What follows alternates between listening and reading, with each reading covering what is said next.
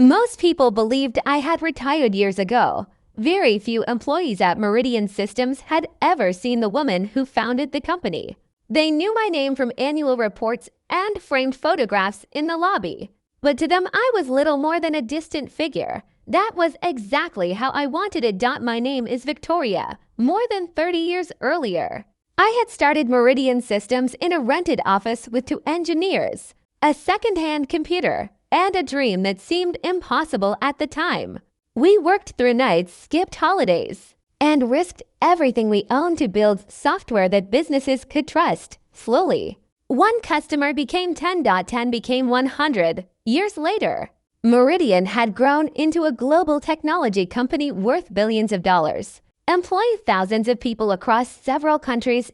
As the company expanded, I stepped away from the daily operations and allowed younger executives to run the business. On paper, everything looked excellent. Revenue was growing, investors were happy, profits were strong, but numbers don't always tell the whole story. Over several months, I began receiving anonymous emails from employees. Some described managers who took credit for other people's work. Others wrote about intimidation, bullying, and public humiliation.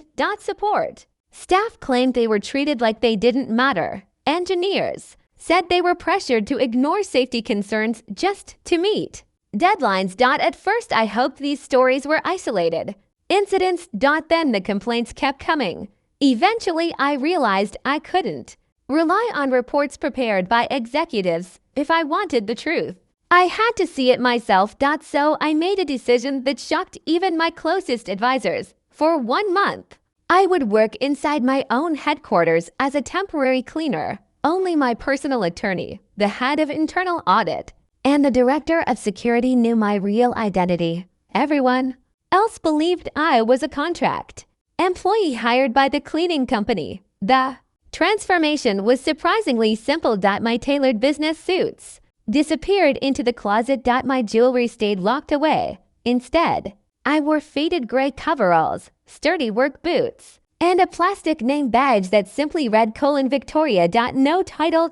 No executive status. Just another cleaner. On my first morning, I reported to the maintenance office before sunrise. The supervisor handed me a mop, a bucket, several cleaning supplies, and a schedule covering the executive floors. Most people won't notice you're here, he said kindly. Just do your work. He was right. Almost nobody looked at me. Employees walked past while talking on their phones. Some thanked me politely. Most acted as though I were invisible. That morning, I stepped into the glass elevator carrying my mop bucket. I had just started wiping fingerprints from one of the mirrored walls when 3 young managers entered. The tallest one stood confidently in the middle, wearing an expensive tailored suit and speaking loudly enough for everyone to hear. His name, according to his identification badge, was Derek Collins. He was explaining to 2 nervous assistants how successful managers